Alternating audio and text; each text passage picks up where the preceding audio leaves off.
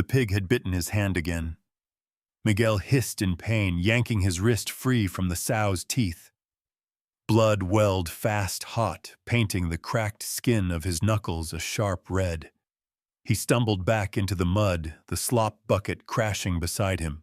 The porcos snorted, unbothered, jostling for space at the trough, like it wasn't the same boy feeding them every damn morning since he could walk. He pressed the torn hem of his shirt against the wound, biting his lip to keep from swearing out loud. If anyone heard especially Dona Lourdes, she'd call him Bicho again. Or worse, Bastardo do Chiqueiro, the bastard of the pig pen, as if the nickname hadn't already spread like smoke through every mouth on the farm.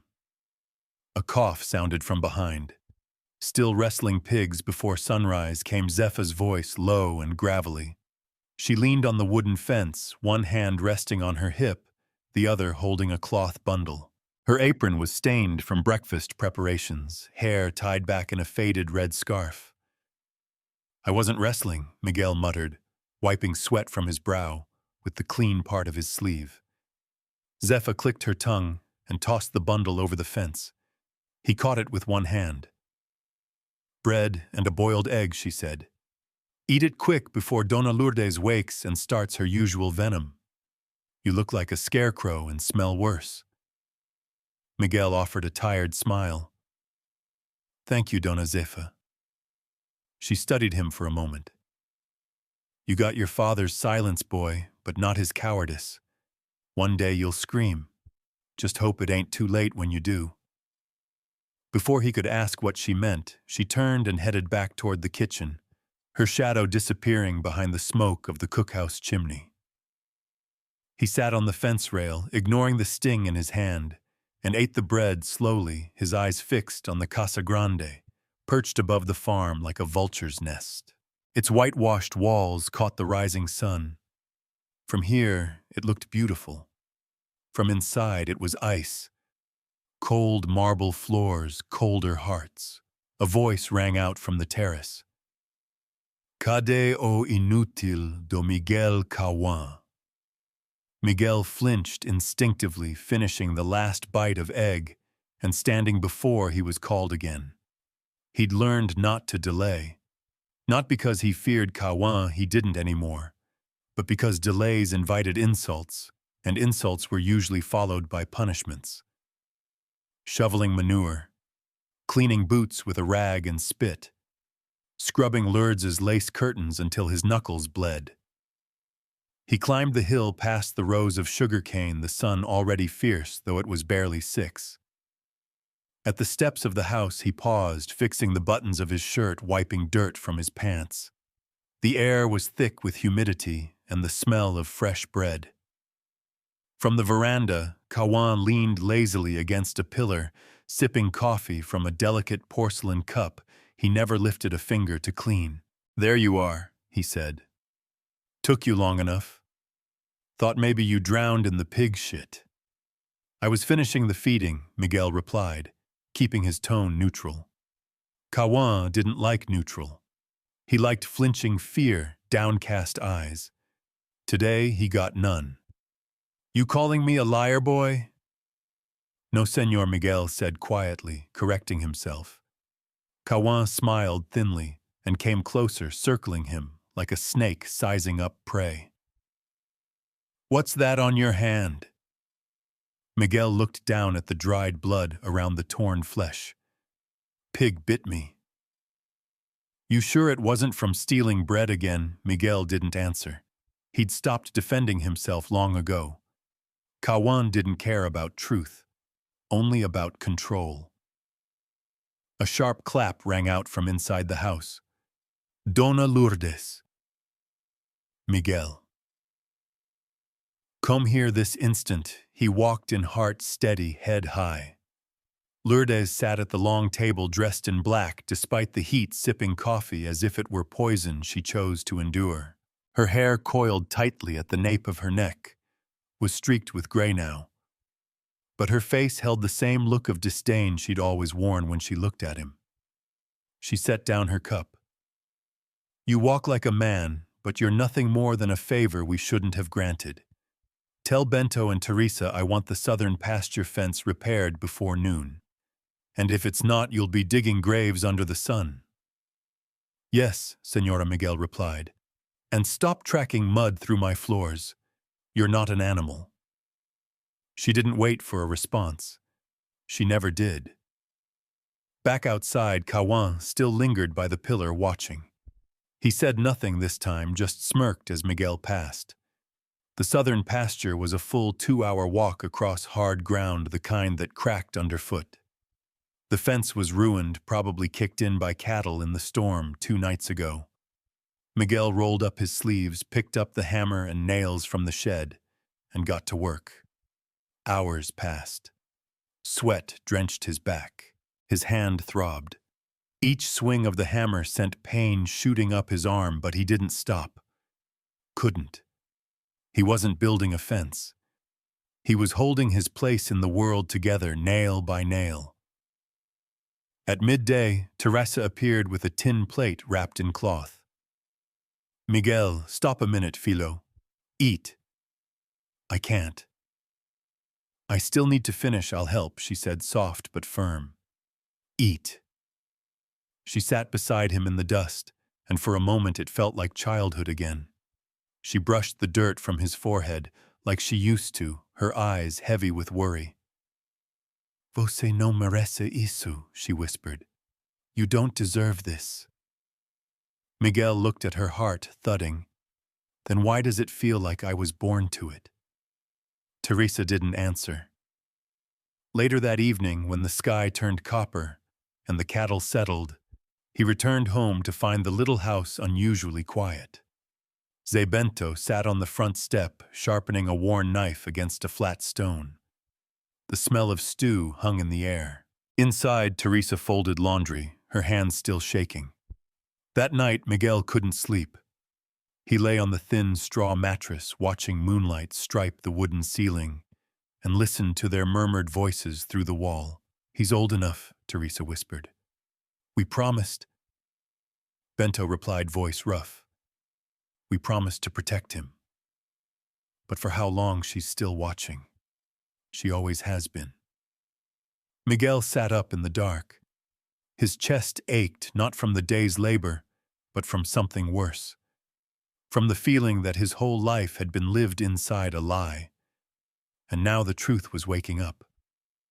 It's not just what they say.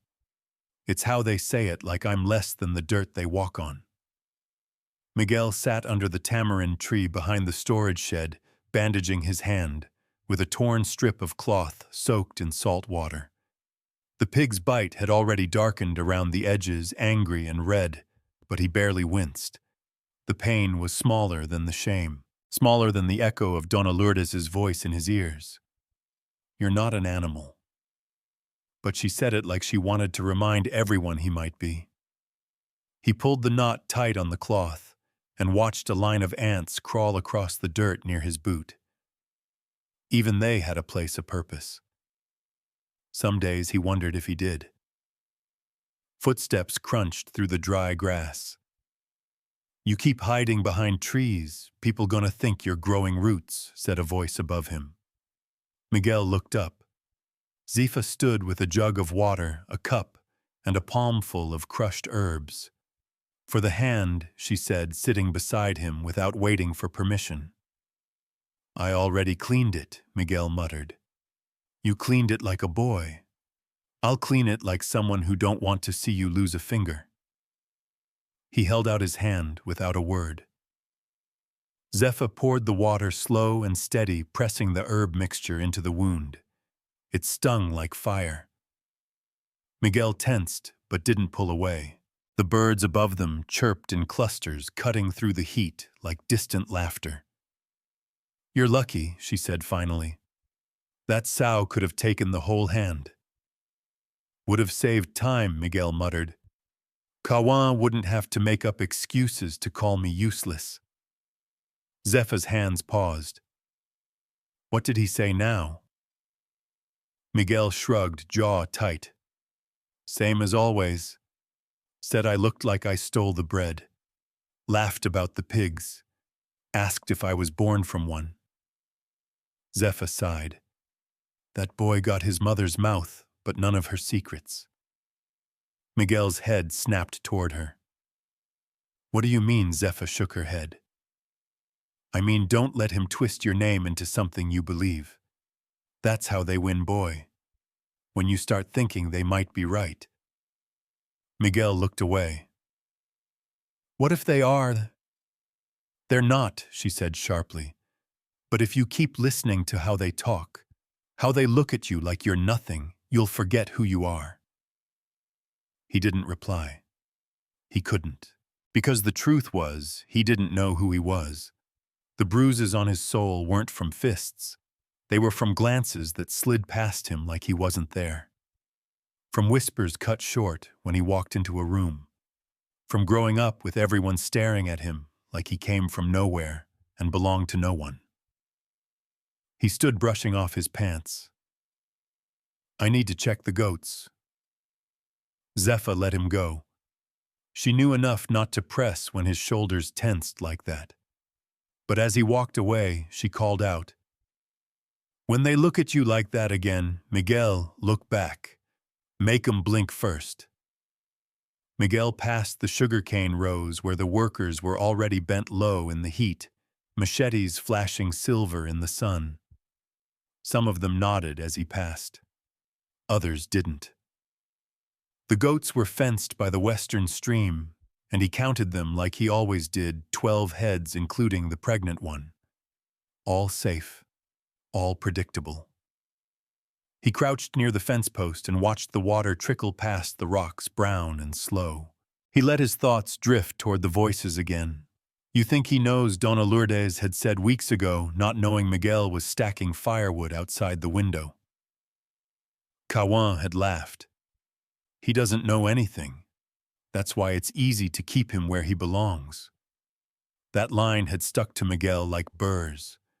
Where he belongs. The question clawed at him, what if this was where he belonged? In the shade of others' houses in the dirt. In the fields no one cared to notice. He didn't want to ask Bento or Teresa. Not yet. He'd seen the looks they gave each other when certain names were spoken. He'd felt the hesitation in their touch, their love not lacking, but guarded, like they were holding something back or waiting. That night, back at the small house, Miguel ate in silence while Teresa moved around the kitchen, her motions unusually stiff. You working with the goats again tomorrow? She asked. Maybe. You should stay closer to the main yard. Cawan was asking if you fixed the stable gate. Miguel didn't answer. Bento cleared his throat. Boy, if he says something again, I don't care what he says, Miguel snapped too quick. I just want to work. That's all I've ever done. The silence in the room stretched thin. Teresa sat across from him.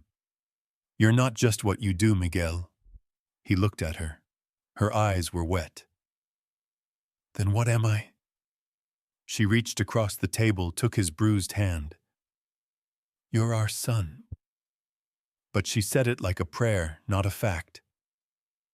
Later, while the oil lamp flickered low, Miguel sat outside alone, listening to the frogs in the marsh and the crickets in the brush. His hand throbbed, but it wasn't what kept him awake. Behind him, Teresa's voice drifted through the cracked shutters. He's starting to notice. He always was going to, Bento replied. A pause. We waited too long. We waited because we had to. She made sure of that. She's still watching him, Nestor or not. Miguel rose from the step. Nestor. That name again. His chest tightened, a strange fire building in his throat. He slipped around the back of the house, his feet silent on the dry grass. The storage room where Bento kept his tools was always locked, but tonight the latch hung loose. Maybe from the storm last week. Maybe by accident. Miguel stepped inside. The air smelled of old iron and dust. He lit a match, its orange glow throwing flickers across the wood beams. In the corner, covered by a stained tarp, was an old wooden chest. His breath caught. He knew he shouldn't touch it. But something in him moved. He knelt, pried the lid open slowly. Inside were worn linens, a rosary, and at the bottom a folded piece of yellowed paper. The ink faded, but careful. A woman's hand. He unfolded it. João, if you're reading this, it's because I didn't survive the birth. The match burned down to his fingers. He didn't even feel it. Truth doesn't scream. It waits until silence gets tired. Miguel stood in the dark of the storage room, heart pounding harder than it ever had in his life. The edges of the letter trembled in his hands as he read and reread the faded words, the candle's small flame flickering over ink that carried a weight heavier than blood. João, if you're reading this, it's because I didn't survive the birth. Every word dug deeper, pulling at a thread he hadn't even known was there. The baby must live. Please protect my son. I know I'm asking the impossible, but if anyone can raise a child with love and honesty, it's you. Miguel read her name at the bottom. Ana. Not Teresa. Not the woman who sang lullabies to him when he was sick. Not the woman whose shoulder he leaned on when he was 12 and had sliced open his knee, falling from the old fig tree. Not the woman who'd told him over and over, "Você é meu filho."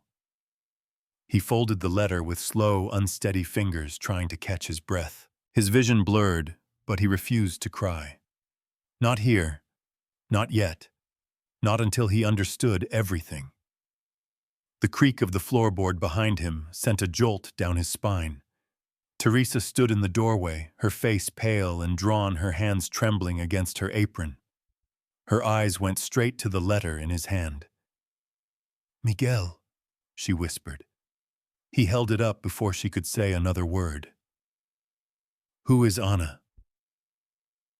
His voice cracked, but it still came out louder than he expected. Teresa stepped inside slowly, like approaching a wounded animal. "You shouldn't have found that," she said softly. "I'm not asking what I should have done. I'm asking who she is."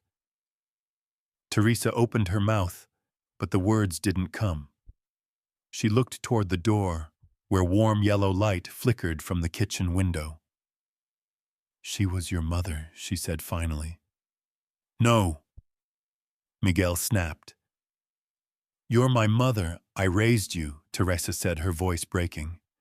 "I bathed you, fed you, taught you to walk. That's a mother too, but not by blood." The letter shook in his hand. "You lied to me. I didn't lie. I protected you." Miguel stepped back like he'd been slapped. "That's what this is. Protection. You think we wanted to lie." Teresa's voice cracked open now, raw and thick. "You think it was easy watching you grow up being treated like trash by people who should have kissed the ground you walked on." His heart stuttered. "What do you mean?" he asked. Teresa covered her face with both hands. "He needs to know," came Zé Bento's voice from the doorway. He stepped inside slowly, like a man walking to his own gallows. "I told you we waited too long," he said, eyes on Teresa. Miguel turned to him, chest heaving. "Then tell me. Tell me now." Zé nodded and pulled a stool toward him, lowering himself like his bones weighed double. "You were born on a stormy night," he began. "Your mother Ana was the daughter of a meero, a tenant farmer. Poor but strong. Too strong for her own good." Miguel clutched the edge of the chest behind him. The room had gone completely still. She fell in love with someone she wasn't supposed to. Zé continued. "A man with a last name that opens every door in this part of the Sertão." Who Miguel's voice was no longer shaky. It was sharp now, controlled, demanding. Zé looked him in the eye. Coronel Nestor Araujo. Miguel stared at him. For a second, everything felt unreal, like waking into a dream with jagged edges. No, he said, but it came out hollow. He loved her, Teresa said gently. At least we think he did. They kept it quiet, but everyone knew. Your mother thought he'd fight for her. She was already pregnant when his father arranged his marriage to Dona Lourdes. Miguel felt something cold take root inside his chest. He married her. While my mother was carrying me, Zay nodded. Ana came to us when she realized she'd been left behind. She was terrified. Said Lourdes had found out and threatened to destroy the baby if the truth ever came out. So you took me in, Miguel, said voice quiet now, almost numb. We loved you the moment we saw you, Teresa whispered. You were our blessing. We couldn't have children. Ana asked us to raise you. She made us promise to keep you safe even if it meant lying. She died giving birth. The candle between them guttered in a sudden draft. The silence stretched. I've been working for him, Miguel said finally. For the man who let me be treated like a dog. Who watched me suffer, stay silent, be cursed and insulted. And he did nothing. He was afraid, Zay said bitterly. Of Lourdes. Of losing everything. He still is, Teresa added. Even now he watches you like a ghost from the past. Miguel pressed both hands against his face. His pulse pounded through his skull. I'm his son, he whispered. You're more than that, Teresa said, touching his arm. You're your mother's son, too, and she was worth 10 of him. Miguel pulled away. Does anyone else know? Zay and Teresa exchanged a glance. Zepha knows, Teresa said. She was there the night you were born. She's always watched over you in her own way. Miguel stood up, heart thudding like a war drum. And Lourdes, she's always known, Zay said. She just never had proof. Then why didn't she ever say anything? Because if the coronel ever acknowledged you, she'd lose everything. Miguel turned to the door. The air outside was cool now, the scent of smoke drifting from the cane fields. His whole body trembled not with fear, but something new, something sharp and burning, like the truth had split him open from the inside. He needed air, space, time. Teresa stepped forward. Miguel, please. He paused in the doorway. I need to think. He walked into the night, not toward the house, but away from it, into the trees, into the fields, into the silence. The stars blinked above him, like they were watching, like they'd always been watching. Behind him, the little house glowed warm and golden, like a memory that had just stopped being real. He didn't know where he was going, but he knew now what he was made of, and someone somewhere was going to answer for it. Blood weighs less than fear when a father chooses to deny his son. Miguel stood at the edge of the sugarcane field hidden in the rustling green rows, watching the Casa Grande loom on the hill. The White House looked colder now. Its pillars no longer seemed grand, just hollow. Everything about it was a lie wrapped in money, silence, and fear. And in the middle of that lie stood Coronel Nestor Araujo, the man Miguel had worked for, taken orders from, bowed his head to a man who had watched him suffer every day without lifting a finger. His father. Miguel clenched his jaw so hard his teeth ached. His hand throbbed again, but he ignored it. The bite had scabbed dried blood tracing the knuckles, as if the skin remembered what the heart couldn't forget. He hadn't spoken to Bento or Teresa since that night, not because he was angry with them, but because he didn't trust what might come out of his mouth if he did. He wasn't ready. Words had started this words on a letter ink from a dying woman who never got to hold her son. And now words would tear everything down. A bell rang from the back of the big house. The kitchen staff was setting up for breakfast. From the side of the veranda he saw Kawan step out yawning, stretching like he had nothing in the world to worry about. Miguel turned away. He couldn't look at him, not now, not yet. Instead, he walked down to the stables. The horses stirred when he entered, but he moved quietly the way he always had. Second nature. Invisibility came easy when you'd practiced your whole life. He found the saddle that needed mending, sat in the corner and started stitching. He needed to keep his hands busy. Needed to feel something solid in a world that suddenly felt like it was built on smoke. An hour passed before footsteps broke the silence. Miguel came Kawan's voice, lazy and smug. "You forget how clocks work." Miguel didn't answer, just kept stitching. "I asked you something," Kawan said, stepping into the stall doorway. "I heard you," Miguel replied without looking up. Kawan scoffed. "You got a tone now, huh? Think you're better than the stable boy all of a sudden." Miguel stood slowly, holding the saddle like a shield between them. "I think," he said quietly, "you should stop talking before you say something you can't take back." Kawan blinked. His smirk faded just enough to reveal surprise. "You threatening me now?" he asked. "I'm warning you." Before Kawan could respond, a voice called from the courtyard. "Miguel, to the front room now, Dona Lourdes." Miguel stepped past Kawan without another word. The walk up to the house felt different this time. He didn't keep his eyes on the ground. He didn't knock. He walked through the open door like he belonged.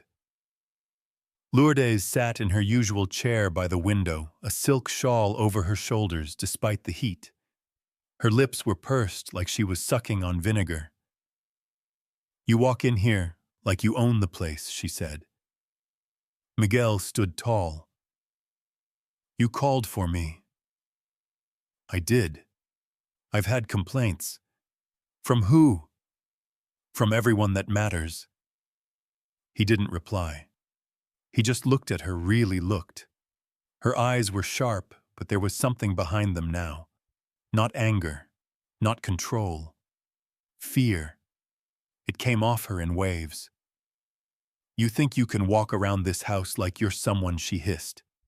"You're not. You're nothing. You always have been." He stepped forward. One step. Just enough to make her lean back slightly. "I know who I am now," he said. That stopped her. "I know," he continued, voice steady, "about Anna. About Coronel Nestor. I know why you hate me. And I know what you've done to keep that truth buried." Her face drained of color. "You don't know what you're talking about," she whispered. "I know enough," Miguel said. "And so do you. That's why you're scared." She rose, trembling slightly, her hand reaching for the table like she needed to steady herself. "You think anyone will believe you," she said. "You're a peasant, a bastard raised in mud. Who do you think will listen?" He stepped back, not out of fear, but because he didn't need to stand over her to win. "I don't need them to listen," he said. "He does." He turned on his heel and walked out. Behind him, she didn't move. He found the coronel sitting alone in the small chapel behind the house where only the women usually went to light candles for saints. The old man sat in the front pew, back-hunched eyes staring at the statue of St. Joseph, like it owed him something. Miguel approached slowly. His boots echoed against the stone floor. Nestor turned at the sound. When he saw who it was, his face froze. "You," he said. Miguel didn't let him speak. "You've watched me my whole life," he said, voice low, tight. "You've seen how she talks to me, how he humiliates me. You've heard it all. And still you said nothing." Nestor lowered his gaze. He looked small now, not powerful, just old. Miguel's throat burned. Why, he asked. Why didn't you stop it? Nestor didn't answer for a long time. Finally, he spoke. Because I was a coward. Silence filled the chapel. I thought Nestor said that by staying quiet, I was protecting you. If I claimed you, Lourdes would have destroyed everything. The land, the house, you. Miguel shook his head. You let her destroy me anyway. Nestor looked up, and there was real pain in his eyes now. I've watched you become more of a man than I ever was, he said.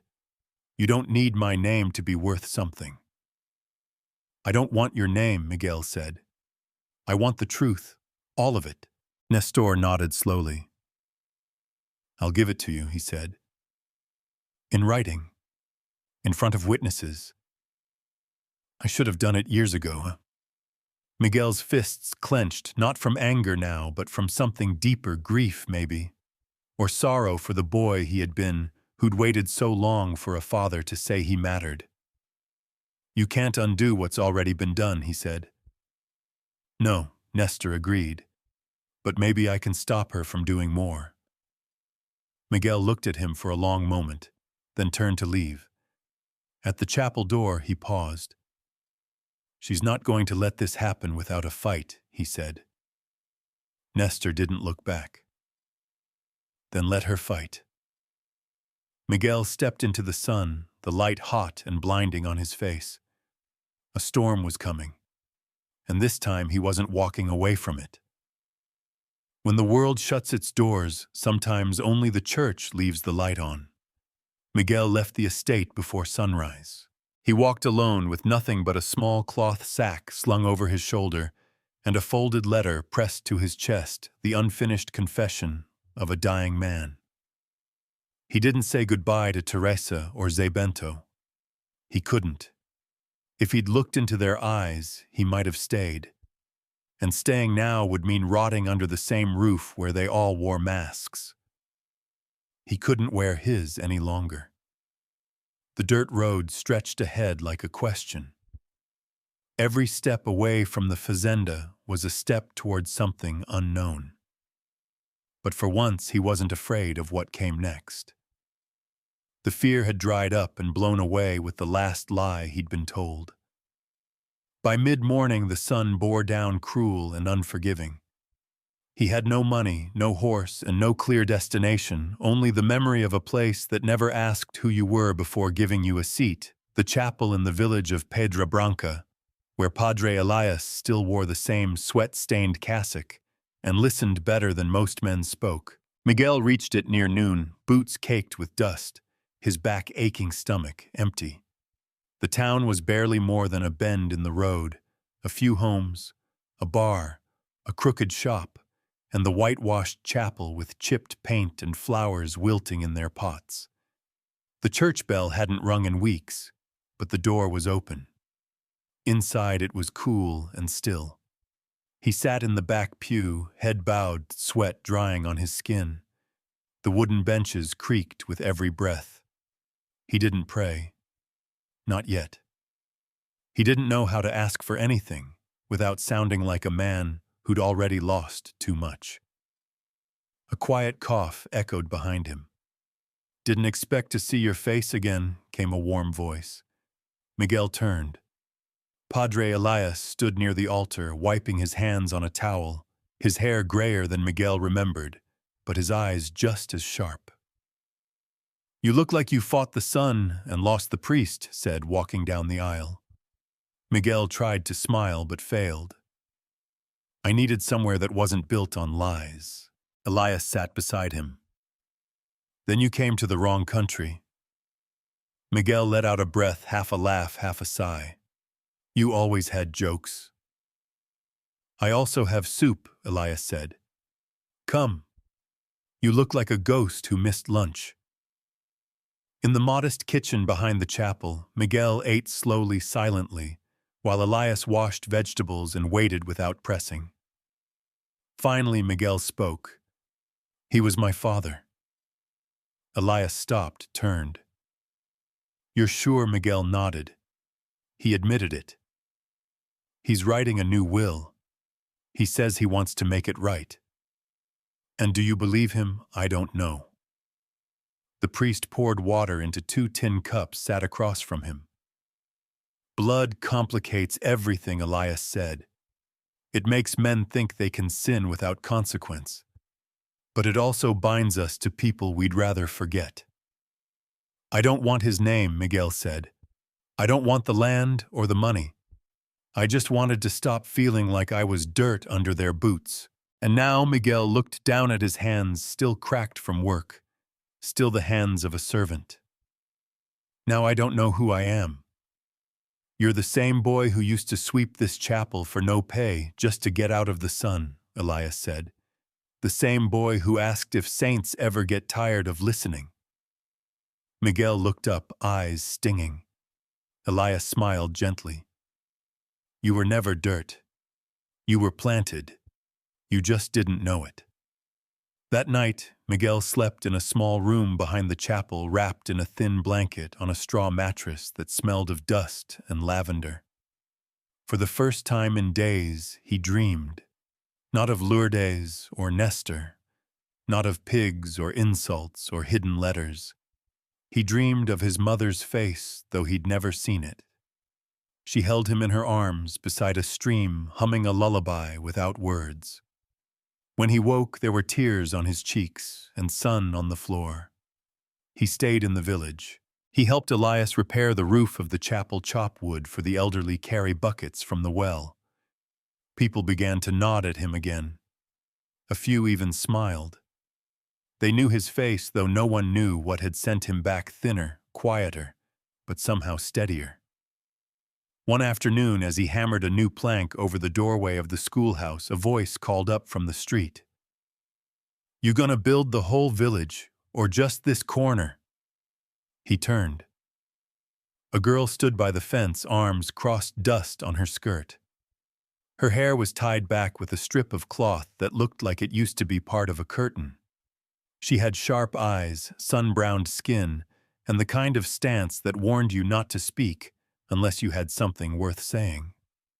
Miguel wiped his forehead. Depends. Is the rest of the village broken? She smiled. Depends who you ask. She walked closer. Rosa, she said, offering a hand. Miguel, you're the one who disappeared for a year and came back looking like you swallowed a thunderstorm. He tilted his head. That obvious, she nodded. You work like a man with something to prove. I do. To who? Miguel hesitated. Myself, mostly. She looked at him for a long second, then nodded like that was the right answer. Good, she said. The rest can wait. Over the next few days, Rosa kept showing up. First with water, then with extra nails, then just to watch him work and offer her opinions. Too crooked, too short, too slow. He didn't mind. Her voice made the hours pass quicker. And when she laughed deep from the belly, it sounded like something he'd forgotten he needed. One evening they sat on the chapel steps, the sky orange with the last light. You ever think about going back? She asked. Miguel didn't answer right away. I have to, he said finally. There are things I need to finish. Things or people. He looked at her, both. She nodded, brushing a mosquito off her arm. Well, you better eat more. You're too skinny to fight ghosts. He smiled. Padre Elias stepped out from inside holding a folded slip of paper. It's from Zepha, he said. She found a way to send it without drawing attention. Miguel stood, heart suddenly pounding. She says he's getting worse, Elias said softly. The coronel's not long for this world. Miguel took the letter, unfolded it. Zepha's careful handwriting filled the page, simple and urgent. At the bottom, 5 words stopped his breath. He's asking to see you. Miguel looked up at the chapel, at the cross above the door, then at the road. I need to go back, he said. Rosa stood beside him. Then go, but not alone, Elias added. Not this time. Miguel folded the letter and tucked it into his pocket. The light was fading fast, and the road ahead was waiting. Men don't fight hardest for land or money. They fight hardest when they realize time is running out to say what should have been said. The carriage rattled over the dry road wheels, kicking up red dust that hung in the air like a warning. Miguel sat inside, elbows resting on his knees, hands clasped tight, as if prayer still had something to offer. Across from him, Padre Elias held a small wooden cross in his fingers, eyes closed, but lips unmoving. Next to the priest, Rosa sat stiff and alert, gaze fixed out the window, like she could see what was coming, and wanted to meet it first. The journey from Pedra Branca to the Araujo estate felt longer than when Miguel had first walked it alone. Maybe because he was returning not as a boy, but as a man, carrying a truth heavy enough to split a family in two. He hadn't wanted to bring anyone. But Elias had insisted. You don't bury the past alone. It buries you back. And Rosa never asked for permission. She simply packed a bag and climbed into the carriage. You'll need someone who isn't scared of staring devils in the face, she said. Miguel didn't argue. He was too tired for pride. The gates of the estate appeared just past a bend in the hill. The same wrought iron arches, the same crooked sign swaying slightly in the wind. Everything looked unchanged, but Miguel felt the shift in his bones. A stillness, a waiting, a storm holding its breath. They were met at the steps by Zepha, who didn't say a word, just grabbed Miguel by the hand and pulled him inside her other hand, pressing over her heart like she had to keep it from falling out. He's asking for you every hour, she whispered. He barely eats, and Lourdes, she's been like a ghost. Locked in her room, no one allowed in but Kawan. Miguel nodded, his chest tightening. How bad is it? He asked. Zepha's eyes darkened. Bad. His legs are gone. He can't hold a pen steady anymore. But his mind's sharp. Sharp like glass. He's waiting to tell you himself. Rosa and Elias followed quietly. The workers outside barely looked up from their chores. But Miguel noticed how they glanced from the corners of their eyes, like they knew something sacred was cracking open, and no one dared touch it. The coronel's room was dark curtains drawn against the morning sun. The air smelled of mint leaves and old wood. A single oil lamp burned on the nightstand, casting flickering shadows across the carved headboard. He looked small in the bed. Not the towering figure Miguel remembered watching from a distance all his life. His cheeks had sunk the lines in his forehead, deeper skin, thin as paper. But his eyes were alive, clear, focused. They locked onto Miguel the moment he stepped in. You came, the coronel rasped. Miguel stood at the foot of the bed. You asked. The old man nodded. Sit. There's not much time. Miguel didn't sit. You've had time, he said. Years of it. You chose silence. The coronel's lips curled in a faint smile, but it wasn't cruel. Just tired. And you chose to carry that silence like it was your cross, he said.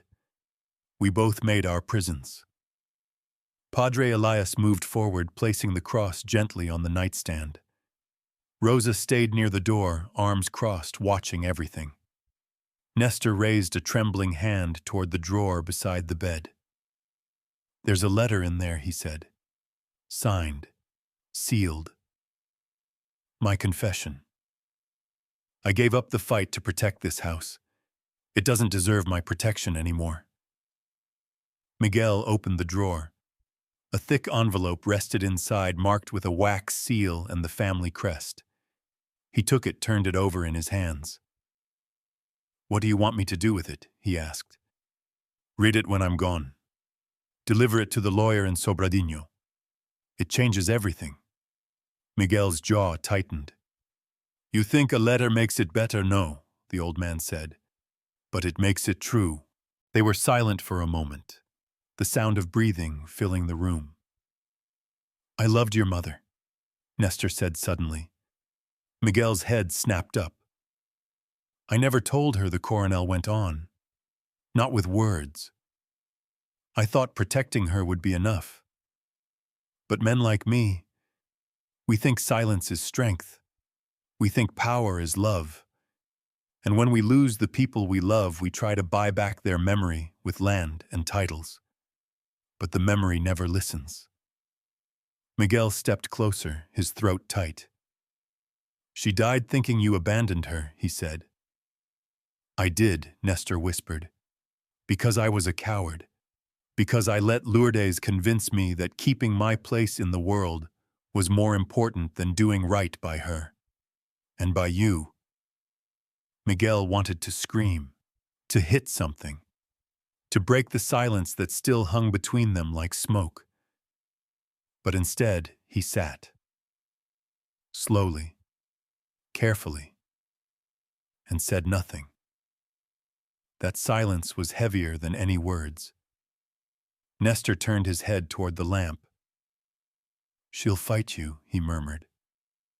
Lourdes, she'll say it's all lies. She'll drag my name through the mud before she lets you claim yours. I don't want your name, Miguel said. I want the truth to stand even if it stands alone. The coronel looked at him with something like pride in his eyes. Then it already has. His breath rattled. He coughed hard, a long dry sound that scraped through his chest. I wrote your name first, he said. On the will. Before anyone else. Not because I want you to have the land, but because it's yours. Always was. You were born from it. Miguel lowered his gaze. I don't care about the land, he said. I know, Nestor replied, closing his opaque eyes. That's why you deserve it. A long pause. Will you forgive me? Miguel sat in silence. The boy inside him shouted no. The man said nothing. But something deep in his chest, something aching and human, reached out and placed a hand on his father's. I'll carry the truth, he said, and I won't let it die in silence. Nestor didn't speak again. His breathing grew shallow, and soon only the lamp was moving, the flame swaying as if a wind had passed through the room. Later, Zepha came in quietly, covered him with a white sheet, and said a prayer. Miguel stood outside the sun, now high, a hot wind stirring the cane fields in long waves. Rosa joined him, her expression unreadable. He say what you needed to hear, she asked. Miguel shook his head. He said what he could, he replied. Elias emerged last, the envelope now tucked into his coat. It's done, he said softly. The lawyer will be here in 2 days. A low, bitter laugh rang from the far porch. They turned. Cawan stood at the top of the steps, arms crossed, flanked by 2 of the estate's older workers' men, loyal not to justice but to whoever paid them last. I hope you enjoyed your moment, Cawan said, voice sharp, because now it's my turn. It's not the inheritance they fear, it's the truth being spoken where silence once ruled. Cawan descended the porch steps, like a man stepping into battle, his boots hitting the ground with the confidence of someone raised to believe he owned everything he touched. Behind him, João Ferraz and Mateus, 2 long-serving foremen, loyal to the Araujo name, and more specifically to Lourdes, stood with arms crossed, their eyes already narrowing on Miguel like he was some outsider come to steal their legacy. Miguel didn't move. He stood at the base of the steps, the hot wind pulling at his shirt, the envelope with Nestor's confession still warm in his pocket. Cawan's lips twisted into a sneer. You think a sick old man's signature means something. It means more than your threats, Miguel said calmly. You don't belong here, Kawan snapped. Never did. Rosa stepped forward. He belongs more than you ever will. Kawan's eyes flicked toward her with contempt, then to Elias. And you? What are you here for, Padre? Come to bless a fraud. I came to bury a man, Elias said coolly. But if you want to be next, I'm sure the chapel has space. João Ferraz shifted his stance. Kawan, we should let the lawyer speak first. No, Kawan said. I won't let some bastard rise up now just because my father lost his mind before dying. Miguel stepped closer. You should be careful, Kawan. You're not fighting me. You're fighting the truth. And it's louder than you. You think this letter will save you. Kawan's voice rose, cracking at the edges. The lawyer won't even show. My mother has already spoken to him. This land stays in our name. Miguel glanced at Zepha, who stood in the doorway, arms crossed, her face unreadable. I'm not afraid of your mother, he said. You should be Kawan's spot. She built this house with her bare hands. Every corner of it bends to her. Miguel's voice didn't rise. He didn't need it to. She built it on fear, on secrets. That's why it's already falling. Kawan lunged. The punch came fast and Miguel didn't dodge. It landed square on his jaw, the crack of bone on bone, sharp in the still air. Blood filled his mouth instantly. But he didn't fall. He straightened, spit red into the dirt, and looked Kawan in the eye. That the best you've got, he said. Before Kawan could strike again, Zepha stepped between them, her small frame surprisingly firm. Touch him again, she said coldly, and I'll tell everyone what you did when you were 15. Kawan's face went pale. You wouldn't, he hissed. Try me, she said. João Ferraz looked away, uncomfortable now.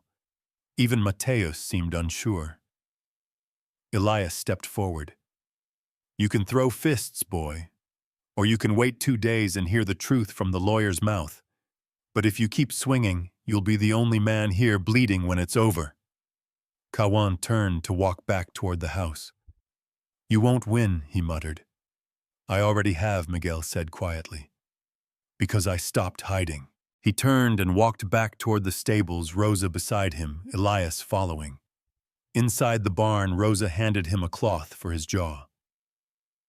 You let him hit you, she said, angry. Why? Because it hurt him more, Miguel said. She looked at him, eyebrows raised. You think so? I know, so he said. He fights like someone who just felt the ground shift under him. He's scared. Rosa sat on a hay bale and leaned forward. He should be. Miguel touched the bruise rising on his cheek. Lourdes won't stay quiet. She'll come next. She's been waiting 20 years for this to go away, Rosa said. She won't watch it crumble without burning something down with it. That evening, the house stayed unusually quiet. No orders barked. No footsteps pacing the halls. Lourdes didn't appear for dinner. Neither did Kawan. Miguel ate with Zepha in the kitchen.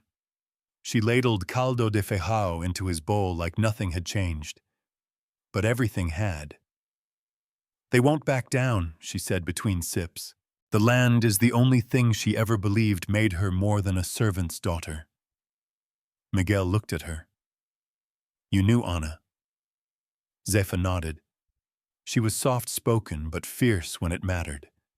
She didn't beg, not even when she was dying. Just held your hand, kissed your forehead, and said, You be stronger than they were. Miguel swallowed hard.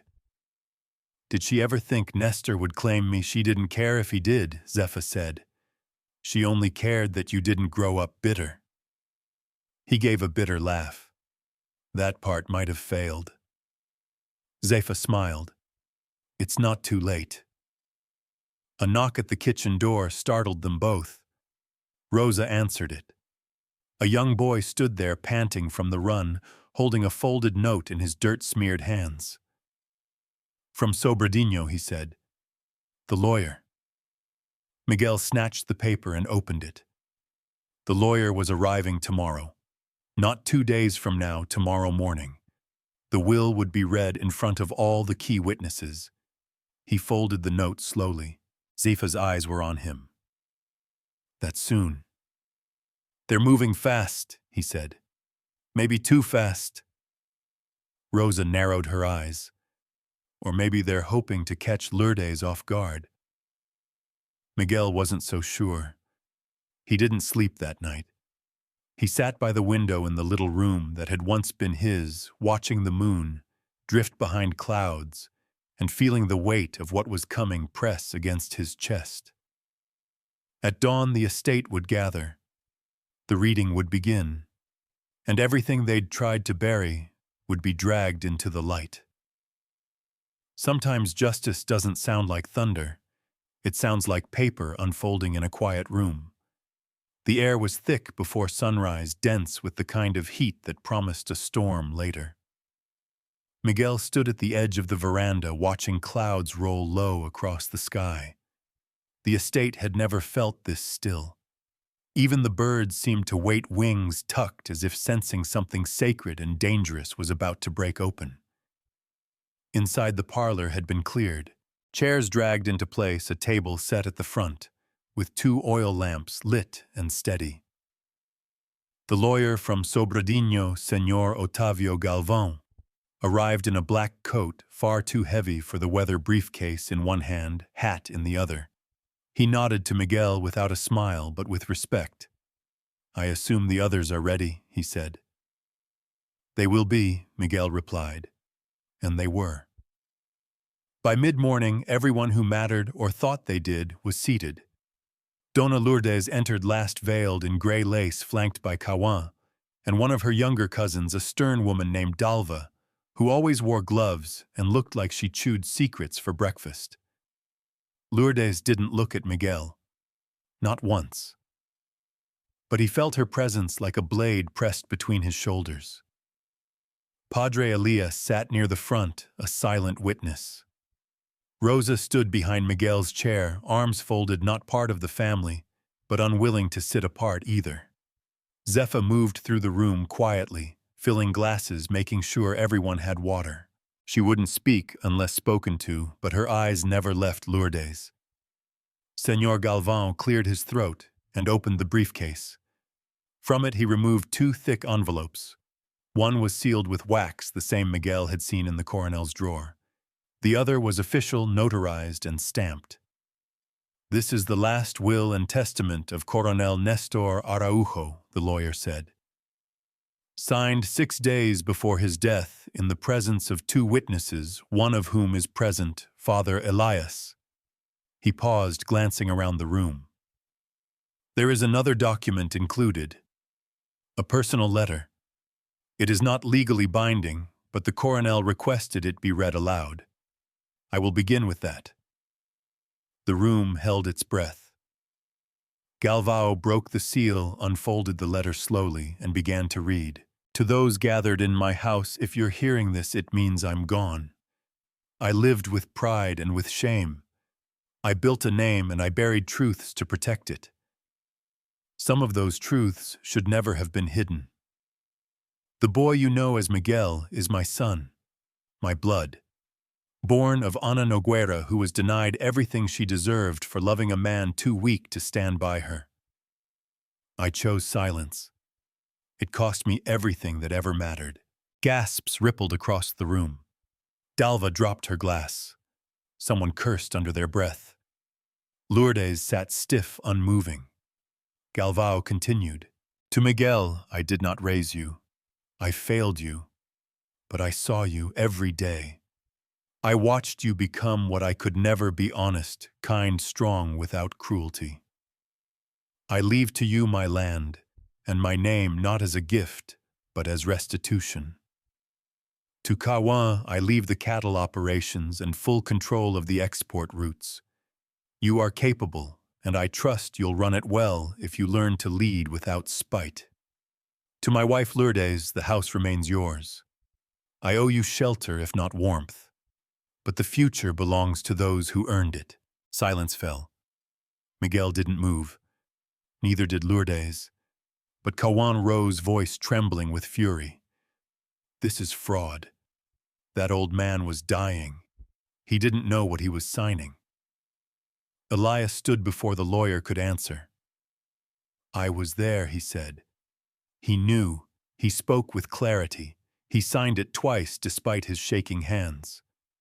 Lourdes turned her face slowly, her voice like iron scraping stone. This is shameful. In front of strangers, you humiliate this family. No, Miguel said, rising. You did that when you decided that truth was something to be feared. Lourdes stood too suddenly, towering even under her lace. You were never one of us. Miguel looked at her calm. No, he said. I was better. A murmur passed through the crowd, workers, cousins, neighbors. Some nodded. Some looked away. No one defended her. Señor Galvão closed the folder. The notarized document has been submitted to the court. It is valid under law. Kawan stared at him like he might leap across the table. You're just going to hand over the land? No, the lawyer said. The land is his already. You'll sign the deeds in the next 3 days, or the court will enforce them. Lourdes turned to leave. Miguel spoke once more. You can hate me all you want, but this land was my mother's grave, and I won't let it be your throne. Lourdes paused just once at the doorway, then walked out without a word. Kawan lingered, chest heaving. Dalva touched his arm. Not here, she whispered. Not today. When the room finally emptied, only Miguel, Rosa, Elias, and Zepha remained. The light outside was soft now. Late afternoon, quiet birdsong filtered through the windows. You all right? Rosa asked. No, Miguel said. But I will be. He looked at the lawyer. Was that everything? Galvão nodded. Except the land title transfer. I'll return tomorrow with the documents. Miguel extended his hand. The lawyer shook it without hesitation. After he left, Miguel stepped outside. The cane fields rustled in the wind. The same wind that had carried ashes, curses, and broken names for years. But now it smelled cleaner, lighter. Zepha joined him on the steps. Your mother would have smiled today, she said. Miguel looked up at the house. She deserved to sit in that room, not be spoken of like a secret. She was never a secret to God, Zepha said. That counts more than you think. Behind them, Elias walked with Rosa toward the chapel, but Rosa turned back. Now what, she asked. Miguel didn't answer at first. Then, now we see what grows when something rotten is finally pulled out by the roots. A legacy isn't what you inherit. It's what you choose to fix once it's yours. The morning after the will reading, Miguel stood in the middle of the old sugarcane fields, sweat soaking the collar of his shirt, a machete in hand. The tall stalks rustled in the wind, some already browning with neglect. The soil was dry, cracked, a place tired of being exploited without care. It looked just like he'd always remembered it, except now it was his, and that changed everything. He raised the blade and swung. Beside him, Jonas, a younger field worker with sharp eyes and dirt under every fingernail, mirrored the motion. Behind them, 4 others followed. Not with the resentment he expected, but with quiet curiosity. Miguel had insisted on starting with the south field left fallow for 2 seasons, where the cane grew too wild and tangled to harvest. You sure you want to work the land yourself? Jonas asked between swings. Miguel nodded. If I'm going to lead, I have to know what I'm asking of you. With my hands.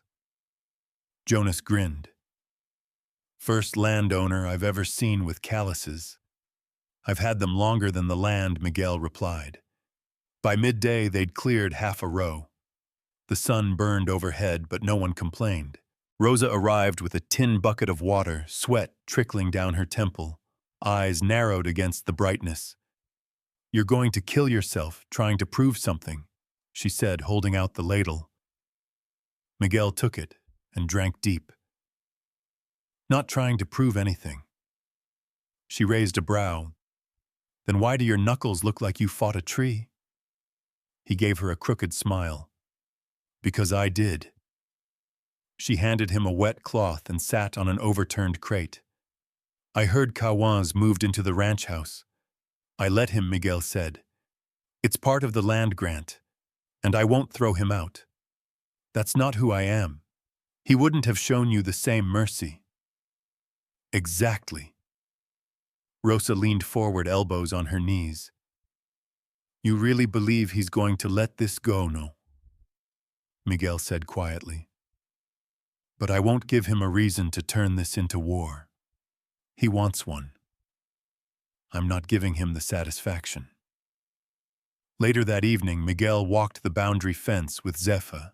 The sun had dipped below the horizon, leaving streaks of orange and blue above the fields.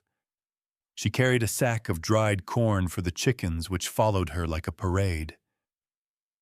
You remember how he used to ride through here, she said suddenly. Your father. On that gray mare with the black mane.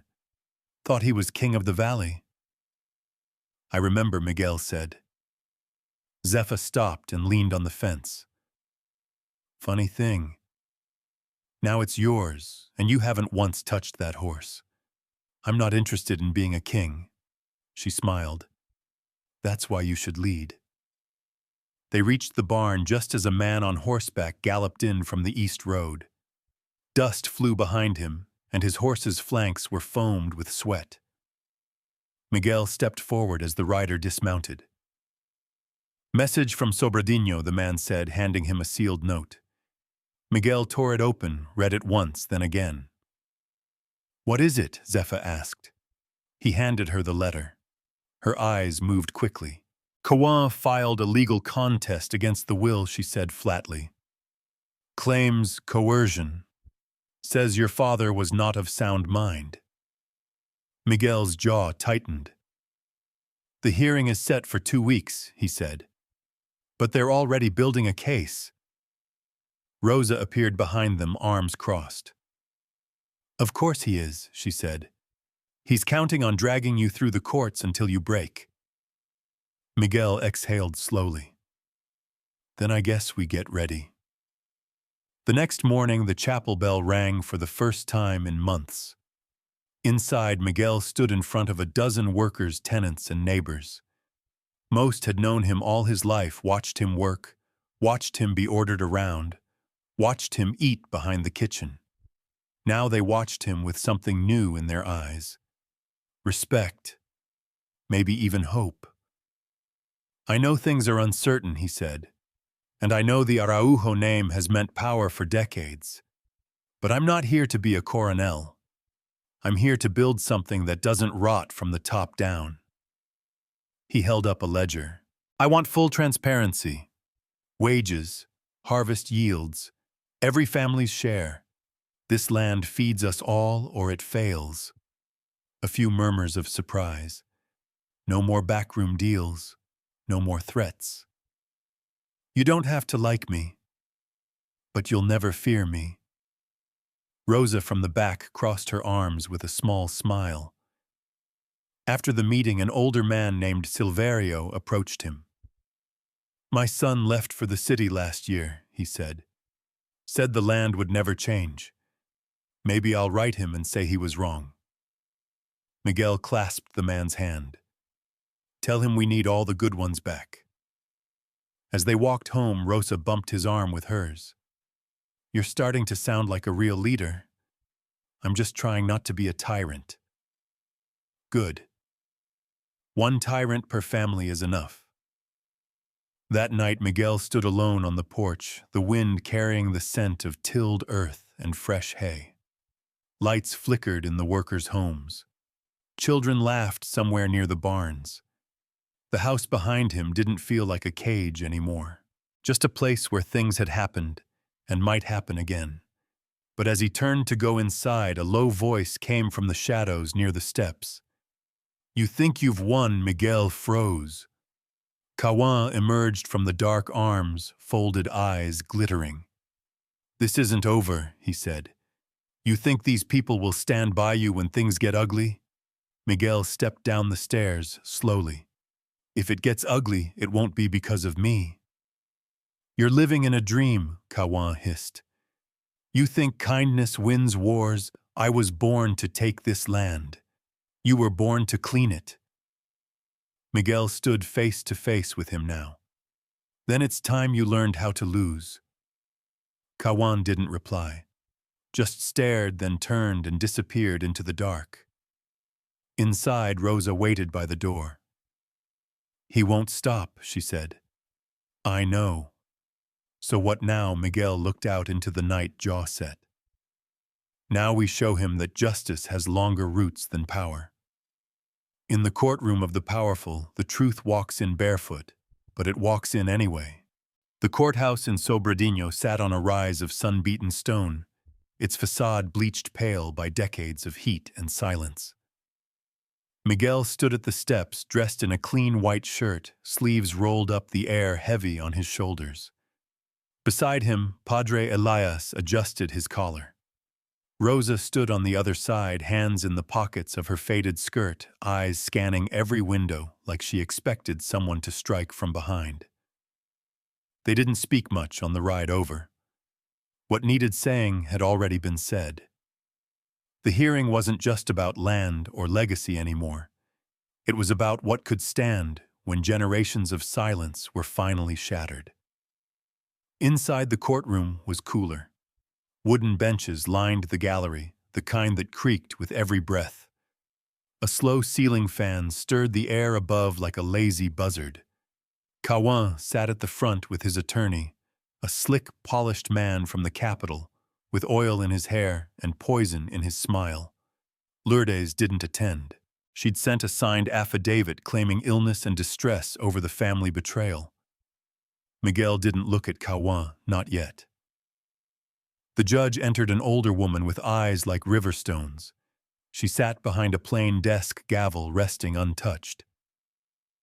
"We're here to review the legitimacy of the testament of the late Coronel Nestor Araujo," she said. "The estate is contested by Kawan Araujo on the grounds of mental incapacity and coercion." She looked to Miguel. "Do you have representation?" "I'm speaking for myself," he said. The judge nodded. "Proceed." The capital lawyer stood. "Your Honor, we submit that the late Coronel was no longer in control of his faculties in his final days. We have testimony from 2 caretakers that he experienced memory lapses, confusion, and paranoia." Miguel's jaw tightened. "Furthermore," the lawyer went on, "we submit that Miguel, an unrecognized, possibly illegitimate offspring, exerted emotional pressure on a dying man, exploiting guilt and grief to alter a legal document for personal gain." Murmurs rippled through the courtroom. The judge held up her hand. "Mr. Araujo," she said to Miguel, "would you like to respond?" Miguel stood slowly. "I didn't ask for his name," he said. "I didn't ask for the land. I asked him why he lied. Why he let me grow up in his house as less than dirt while knowing I was his son." He let the words hang. "I didn't coerce him. I gave him a chance to tell the truth before he died. And he did." The lawyer chuckled. "Touching." "But where's the evidence?" Padre Elias rose from his seat. "I was there," he said. "When the Coronel signed the will, he knew exactly what he was doing. He was tired, yes, but sharp. He spoke clearly. He repeated every word. He even asked to sign it twice so no one could say his hand was forced. The lawyer turned to the judge. A priest is not a neutral party. I'm also a legal witness, Elias replied. Certified under municipal code. The judge nodded. Continue. Miguel took a folded paper from his coat pocket. This letter was written in the coronel's own hand, he said. He didn't have to write it. He'd already signed the will. But he wanted his voice to be clear. He passed it to the clerk, who delivered it to the judge. She read quietly, then looked up. Is there any other testimony? Zepha stepped forward. Everyone turned. I was there the day Ana Nogueira died, she said. I raised Miguel as if he were mine because I was asked to by the coronel. He wanted to protect him not from danger, but from his wife. Kawan's lawyer rose. Your Honor, this woman is a servant hardly reliable. The judge didn't even blink. Servants often know more than their masters, she said. Zepha's hands didn't tremble. The coronel paid me in secret, she said. He gave me gold coins and told me, let him be safe even if I can't be his father. I kept the coins. I never spent them. I brought them today. She held up a small cloth pouch. The judge raised an eyebrow. May I see them? Zepha passed the pouch forward. Inside were 5 small gold coins, worn but distinct, each stamped with the Araujo crest. Those are family-marked tokens, the judge said. Rare. Issued only by the coronel to house members. Kawan stood now angry. This is all lies. Paid lies. She raised him out of pity and now wants the prize. Miguel turned to face him. No. She raised me because she had more honor than anyone in that house. The courtroom quieted again. The judge leaned forward. The will is valid, she said. It was witnessed, signed, and its intent supported by testimony and material proof. Miguel Araujo is recognized as the legal heir to the main house and estate lands. A wave of murmurs washed through the benches. Kawan slammed his fist on the table. You'll regret this. Miguel didn't move. No, he said. But maybe you will. When you realize all your power came from someone else's silence. Outside, the sun had passed behind clouds, the air finally cracking with the scent of approaching rain. Miguel stepped down the courthouse stairs into the crowd that had gathered neighbors, workers, elders from the village. Jonas approached. Is it over? Miguel shook his head. Just begun. Rosa walked beside him, her hand brushing his. You didn't gloat in there, she said. There's nothing to gloat over, he replied. I didn't win a battle. I buried one. Padre Elias joined them. And now, we build what should have been built a long time ago. The first drop of rain landed on the dust, darkening it. One by one, the sky opened not with thunder, but with slow, steady weeping, as if even the heavens were tired of what had been hidden too long. You don't heal a broken house by rebuilding the roof, you start at the cracked foundation, with hands steady and honest. Rain had soaked the valley through the night, turning the red dirt into rich clay, the kind that clung to boots and reminded you what it meant to walk on something alive. By morning, mist curled around the hills like steam rising off a wound. Miguel stood by the window in the dining room, coffee cooling in his hand, watching the land he now carried heavy, yes, but finally his. The house behind him still creaked in the same old places. The wind still whispered under the door frames. But something had shifted. Not just the title on paper or the murmurs in town. It was in the air itself. The silence that had filled this place for decades, the kind born of shame and fear, was gone. In its place was a question, what now Zepha entered quietly, wiping her hands on her apron. Field crew's already out, she said. Jonas started early, even pulled young Elias with him. Miguel nodded. Good. He said you promised double wages during the rebuild. I did.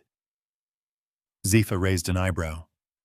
You trying to go broke before your first harvest, Anna? He smiled. I'm trying to fix the cracks. She stared at him a moment longer, then shrugged. Just don't forget you can't fix everything. I can try. He stepped out onto the front porch as Rosa came walking up from the barn, sleeves rolled to her elbows, hair pulled back. She carried a ledger under one arm and a pencil behind her ear.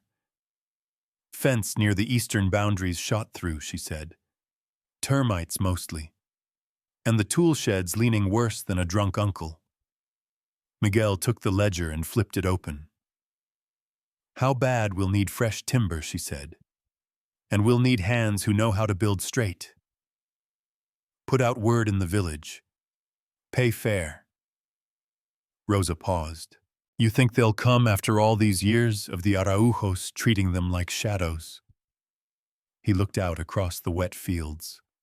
I think they'll come if someone finally sees them. They did. By noon, word had spread. Men and women arrived on foot, on mules, on carts loaded with tools older than Miguel himself.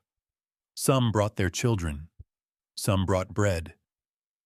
A few brought nothing but their hands and silence. No one asked for proof of pay. They came to see if the rumors were true that the bastard son of a maid had risen and was trying to build something different on the bones of something cruel.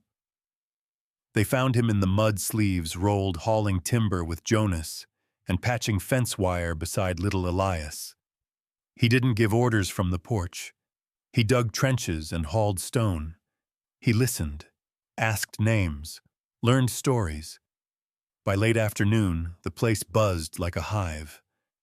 Rosa ran point near the stables organizing repairs. Zepha directed food to every corner.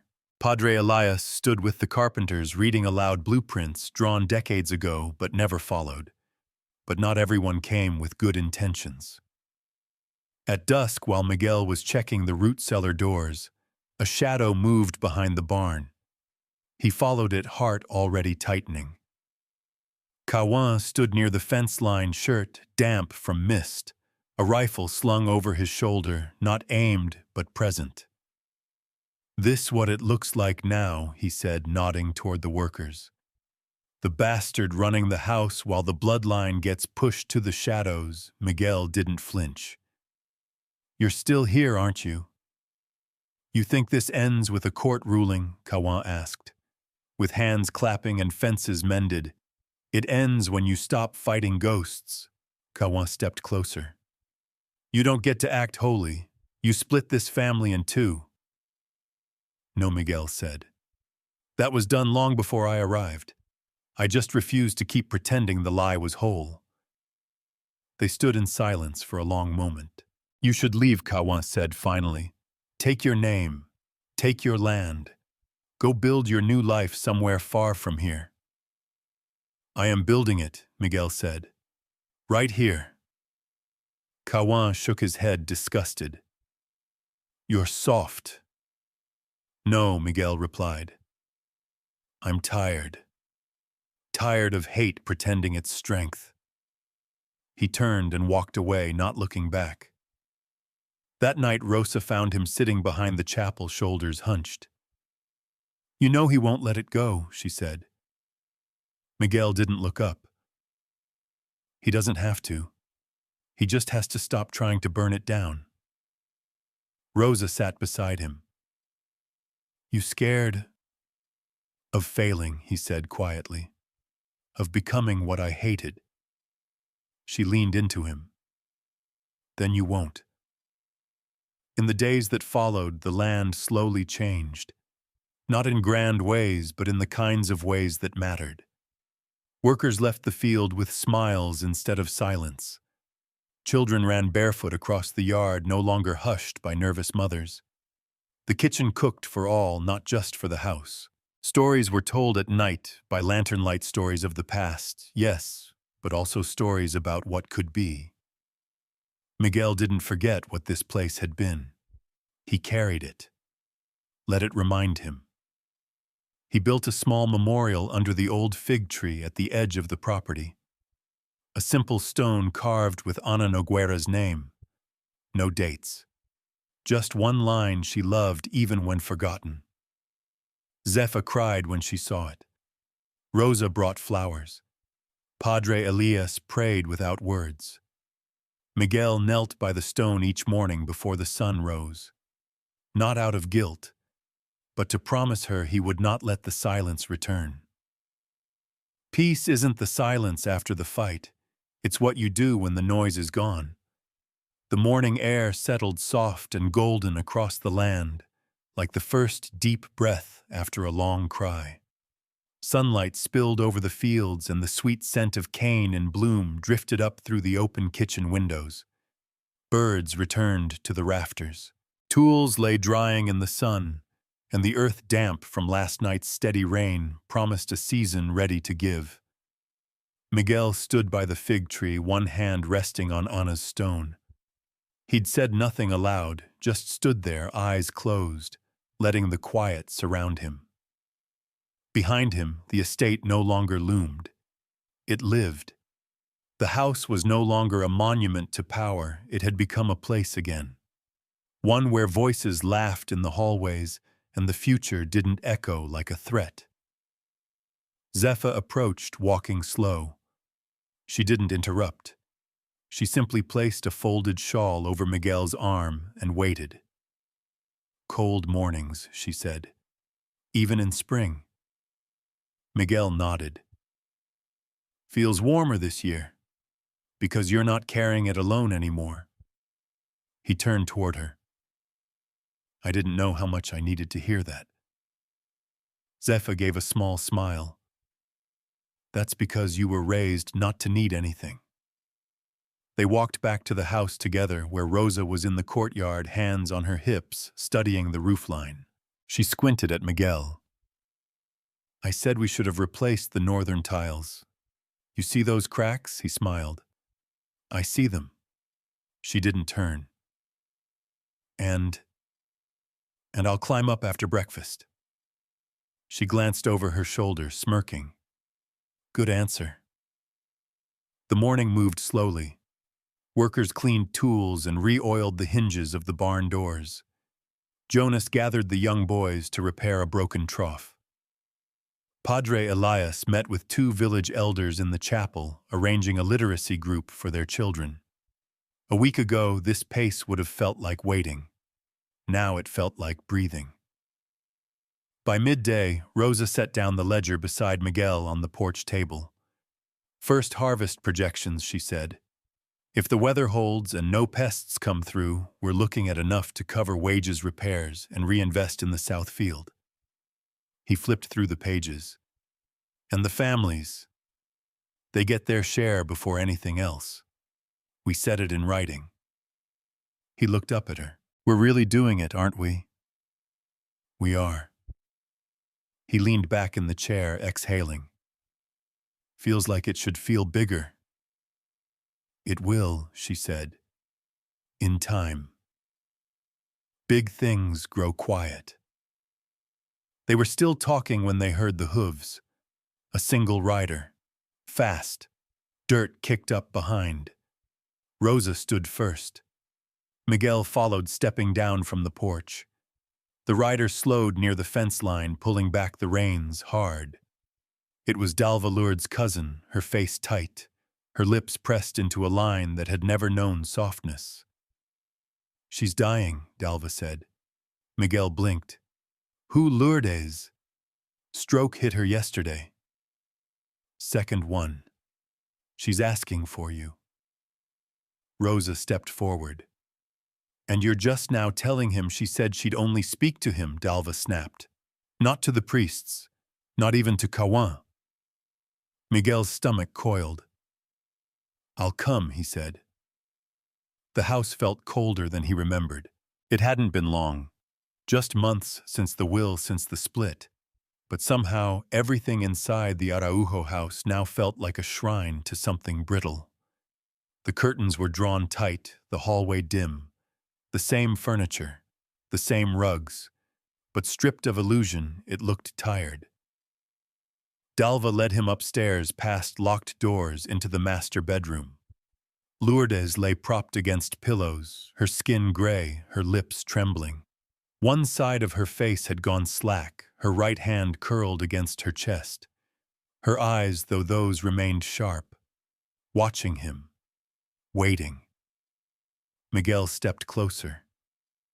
"I came." She didn't answer at first. Then a faint breath escaped. "You always were stubborn. So were you." Her lip twitched, but it didn't become a smile. "I hated your mother," she whispered. "I know. She took him from me before he was even hers. And then you came. A stain." Miguel stood still. "Why call me here?" Her eyes shimmered. "Because I'm dying, and I can't carry it with me." He said nothing. "I told him to send her away," she said. "I begged him to. I said I'd forgive anything, just not her." "He didn't listen. He never did," Miguel replied. I watched her waste away, and I said nothing. A long silence passed. "I blamed you," she continued, "because hating you meant I didn't have to hate him." Miguel swallowed the bitter taste rising in his throat. "She didn't ask for anything," he said. "Just to stay. Just to raise me." Lourdes looked toward the window. "I wanted a son like you," she said, barely a whisper. "But I raised the one who mirrors me." Miguel didn't soften, and now she turned her eyes back to him.